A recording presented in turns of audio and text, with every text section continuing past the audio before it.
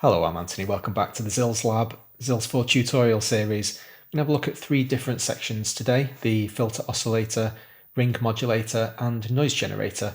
If you're enjoying this series so far and you want to help support my channel, check out the Patreon or YouTube channel member links below. Awesome way to do that.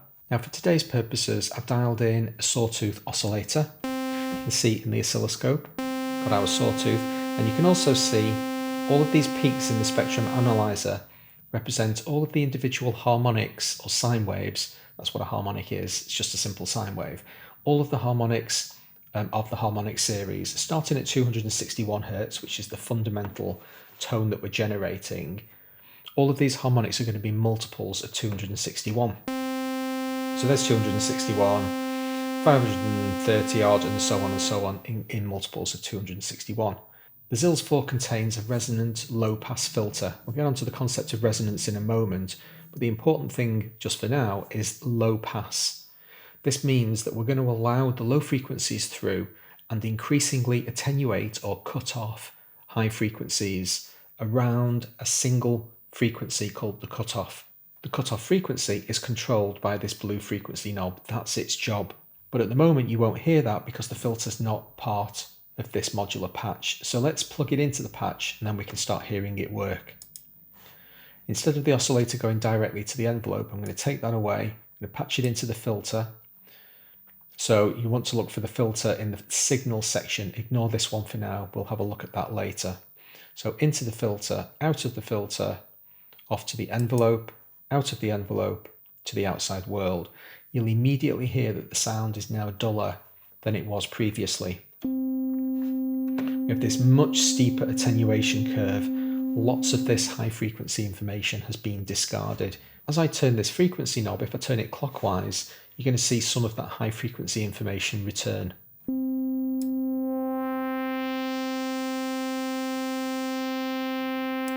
And this is a fairly good point to stop. If I hover my mouse around here, the point in the spectrum analyzer where I put my mouse is round about the cutoff point. And you can see that beyond that point, that's where the frequency starts to get thrown away. And that's only true for low-pass filters, but this is a low-pass filter, so we can say it with certainty. What I'm going to do now is to increase the second knob on this filter oscillator called response. This accentuates frequencies around the cutoff, and you're going to see a peak, little mountain peak appear at a single point on the graph, and you'll also hear the tone change.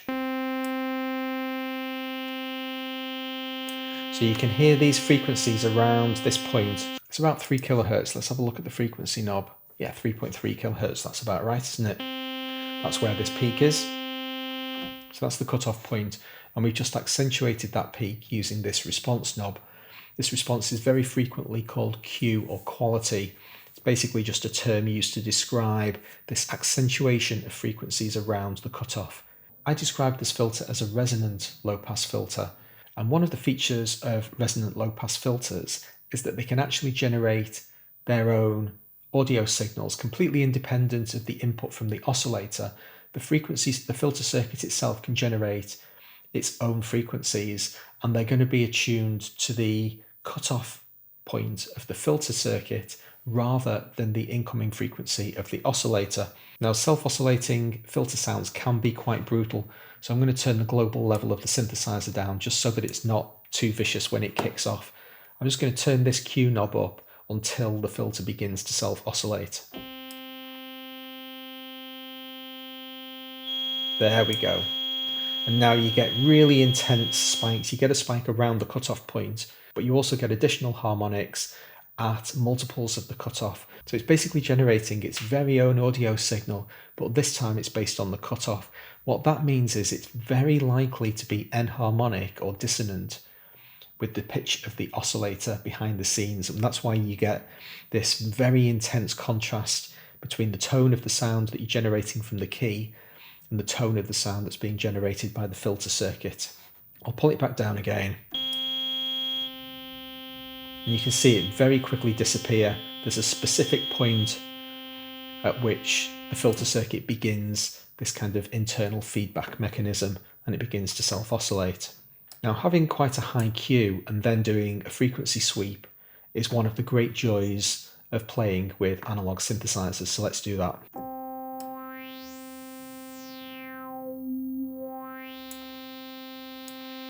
People have been making great use of filter sweeps for the past 60 years or so, and I love them too.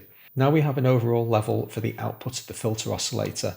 Don't forget, this filter is connected in series, so if I turn the level control down, that's going to affect the output level of the entire audio signal because there's no other path to the outside world other than through the filter. So that's me turning the audio level down from inside the filter oscillator. Next we have our attenuation slope. At the moment it's set to 18 decibels per octave. That's what this little control down here means. Which basically means if you've got a cutoff at 3.3 kilohertz, if you double that, 6.6 kilohertz, then you've reduced the volume of the sound at 6.6 kilohertz by 18 decibels. 6 decibels is a doubling of volume, so you can imagine you've got this exponential drop off in volume, and that's why you always get steep slopes on filters. If we turn it to 24 dB,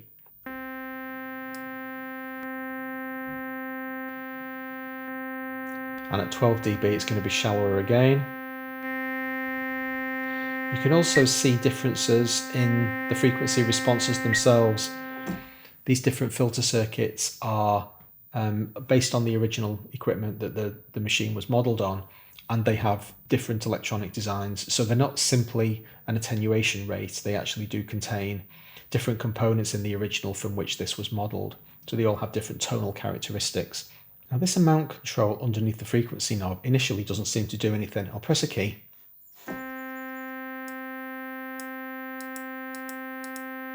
Doesn't matter where my frequency knob is set. The amount control is not doing anything because it relies on key follow. So this is the idea of skewing, basically like a seesaw. Imagine the seesaw pivoting so that the low frequencies from the keyboard perspective, the lowest keys on the keyboard, generate a different response in the filter circuit to high keys. This is an absolutely standard staple. The stock presets that you see in the instrument will very often have some sort of key follow patched into the filter circuit in order to generate this effect. Now at the moment the primary key follow for keyboard 1, which is our primary keyboard, the thing that we're playing, is set such that for every octave I go up on the keyboard, then the oscillators track by an octave as well. Well, I don't want that slope, I want a much gentler one. So I'm going to use the secondary keyboard in order to accomplish this. Basically we've got two independent kind of keyboard mappings that we can create. If I head into the advanced matrix, and we use keyboard 2 instead. They're identical. Keyboards 1 and 2 are absolutely identical. They're just different mechanisms of connecting the keyboard to some sort of modulation destination.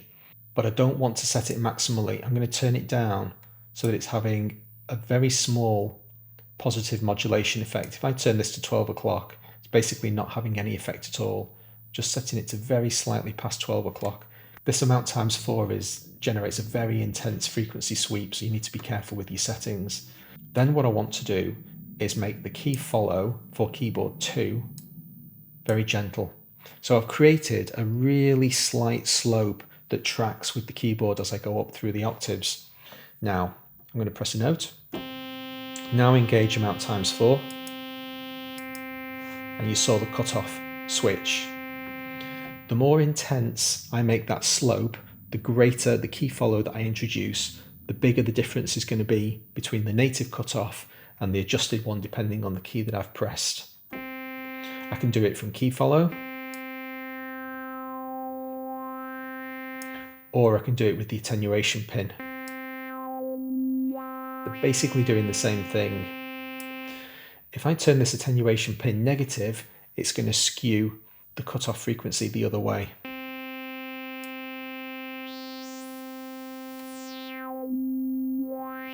So I've basically got, it's kind of like a second cutoff frequency to play with, but it's entirely dependent on the keyboard, and it basically means that you just get this greater intensity between the lower keys and the higher keys.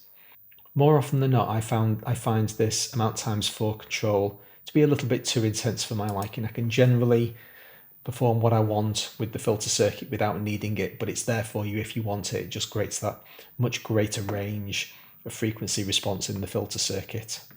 I'll decouple this so that it doesn't confuse us. Close that down, and I'll open the main matrix in order to show you that the filter circuit, not only is it an audio route through which the signal is currently traveling, but there's also modulation routings that you can send through it. So what I'm going to do for this purpose is to route oscillator 3, which is a low frequency, or capable of being a low frequency oscillator.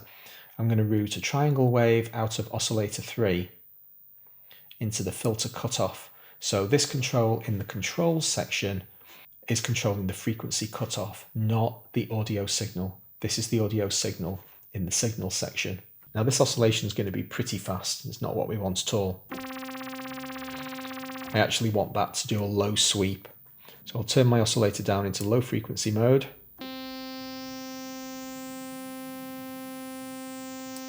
And play with the cutoff until I get the modulation that I want. So now oscillator 3 is doing this, and that control voltage is feeding into the filter cutoff control. So it's basically automatically adjusting this control here. You do also have control of the frequency response as well, the Q, but you get to that control via the advanced matrix. Jump back over there. Here's oscillator 3, got its own patch in the advanced matrix because it's the primary candidate for being used as a low frequency oscillator. And this time I'm going to use one of these spare slots. I open it, we can go into filters, and now you've got the left filter, which is the left-hand synthesizer, response, and patch that together. So now I'm going to adjust the Q dynamically. And I'm pulling this control down now so that it never actually enters self-oscillation range. I don't want it to do that. Now because I left the original matrix mapped as well, it's modulating both of those controls simultaneously. I only intended to demonstrate resonance, but it's kind of cool leaving the cutoff there. I can turn cutoff off, and now it's just controlling resonance. A little bit difficult to hear down at these low frequencies. You can just see the Q. There we go, increasing. But it does sound pretty cool when you add the two together. It's doing two different modulations simultaneously there, sweeping through the cutoff range and increasing the Q as it does. Okay, that's the filter oscillator done. I'm going to throw all those changes away. Now we'll have a chat about ring modulation. The concept of ring modulation is that you take two different oscillators, and it has to be two. You multiply them together, and the result can very often sound radically different from either of the oscillators on their own. What do I mean by multiply them together? Well, you literally take the control voltages of each of the signals at every moment in time, and you combine those two effects. Now, when you multiply oscillators together, you get an effect called sum and difference. The easiest way to think about it is you take the individual control voltages of each of the waves at any moment in time, add them together, that's the sum, subtract one from the other, that's the difference, and those 2 points are going to generate new signals, new sine waves in the frequency domain. Now this can have really unusual effects because the two fundamental oscillators that you're hearing, they both have their own pitch. Let's say you've got one oscillator at 100 Hz and one at 120 Hz. You'll hear both of those tones simultaneously. But when you multiply them together and you start creating crazy combinations of those frequencies, say 100 plus 120 is 220 Hz, it bears no resemblance in frequency terms to either of its originating waves.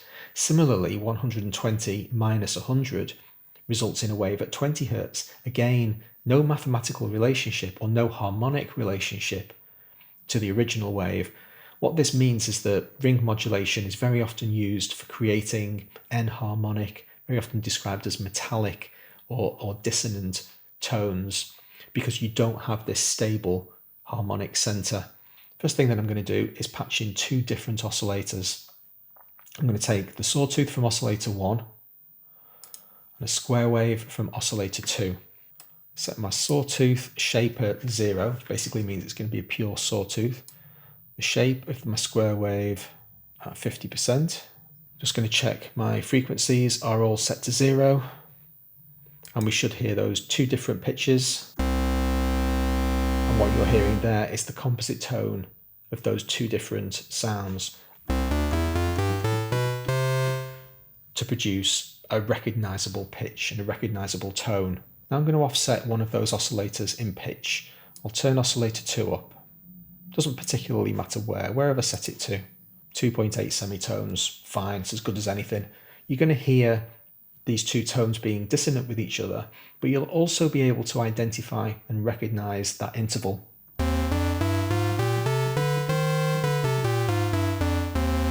It's consistently 2.8 semitones apart. It's not a scale, it doesn't sound particularly pleasant, but at least you can recognize those pitches. What I'm going to do now is send each of those signals into the ring modulator instead. So now I'm not going directly to the envelope. I'm going to go through the ring modulator, and you'll see that there are two inputs. You have to have two waves going into a ring modulator in order to get any output. Because the waves are multiplied together, if either of those signals is ever 0, anything multiplied by 0 is 0. So you have to have two input signals. Then we come out of the ring mod, into the envelope, and that's our circuit complete. Now, as things stand at the moment, you're hardly going to hear anything because the level's turned down. The audio signal is now travelling through the ring modulator, so we need to increase this level to hear anything. Here we go. We get a really pretty dissonant sound. It's quite quiet, I'll explain why in a moment. Much less harmonic sound. As I'm travelling up through the pitches of the octave that I'm playing, the combination of those two waves together is constantly slightly offset. So it's much more difficult to identify the pitches of the tones that we're hearing. Now, the reason it's quiet is because the frequencies of these two tones are actually still pretty similar. They're less than 3 semitones apart from each other. And when you do this sum and difference effect, you're basically throwing away the original sound and you're only retaining those, the sum and the difference. You don't have any of the original tone anymore. It's another reason why ring modulation sounds so enharmonic. Now, because these two pitches are very close together, it means you get a lot of destructive interference between ring modulation. So very often you'll get a dramatically quieter tone than with the original oscillators on their own. You'll generally find ring modulation used a lot when you're doing things like emulating bell sounds, because anything metallic sounds are defined inherently by the fact that they are primarily enharmonic. They don't have strong fundamental frequencies. It's all about the overtones, and that's what you get for free with a ring modulator. That's why the two things are so closely related. Underneath we have this DC, or direct current offset. Ordinarily, when we draw waves, we presume that they're oscillating around a 0 point. So imagine a sine wave being drawn. We kind of imagine this 0 point through the middle of the wave so that it's symmetrical. And ordinarily that's the case. But actually it doesn't need to be. That entire wave could be shifted or offset on against the x-axis, basically parallel to the x-axis, such that the entire wave is oscillating more in the positive domain than it is in the negative domain. Now, when you listen to a single wave all on its own, you can't hear this. When you multiply those two waves together, this DC offset, this extra control voltage signal that's being basically introduced into the audio path, does manifest as an identifiable tone. And I can demonstrate this using the joystick, which is why I've switched over from the standard both view where we see both matrices. If you jump over to the extended tab, you get access to the joystick, and we can patch in this joystick using these modulation matrix pins. So let's patch the x-axis of the joystick to one of the two ring modulation waves. Doesn't particularly matter for the moment which one, but I've patched it into wave A. Basically means that if I turn this joystick to the right, I'm shifting the entire wave up. So it's still drawing exactly the same wave as it was. What is it? It's a sawtooth. But I've just shifted the entire sawtooth up. in the control voltage spectrum, I've added voltage to every single moment of that wave's journey. So here's the default sound without the pin. When I introduce that pin, that extra hum that you're hearing, and you can see in the spectrum analyzer, all those extra harmonics being added to the wave. As I pull this joystick backwards and forwards, you'll hear that control voltage, that offset difference being applied. So as a constant voltage change to a moving wave, and it's going to manifest as a constant tone.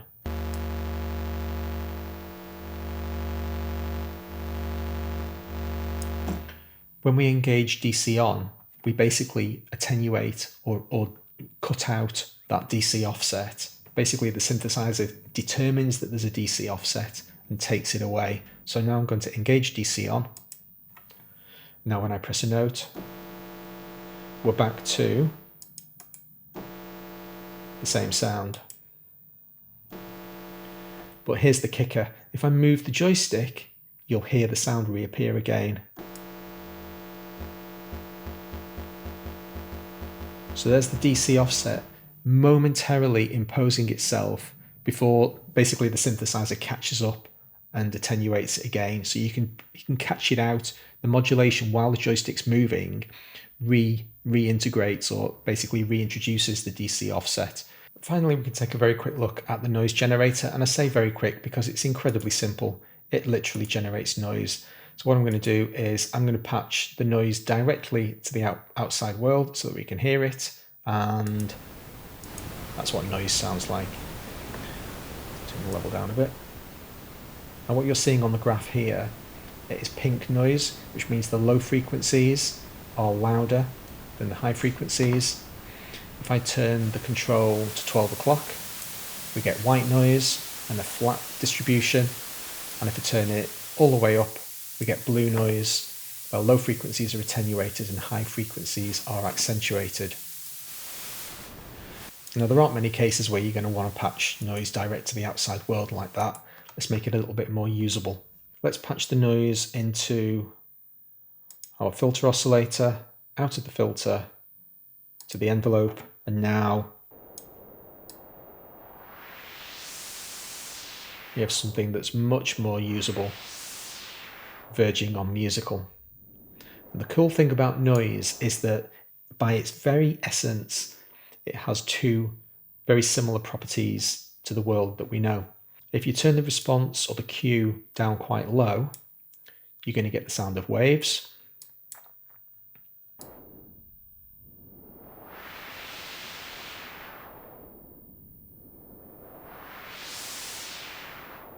And if you turn the response up, you're going to get wind.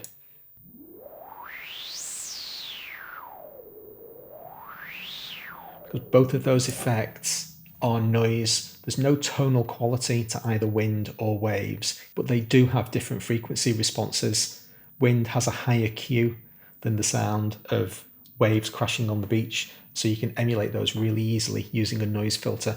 Noise generators are great for many purposes. When we get on to look at the sample and hold, that's a really great use case of when the noise generator can be really useful. But it is also sometimes just a case of patching noise directly into your output to have a little bit of grit, a little bit of saturation or distortion on your primary tone.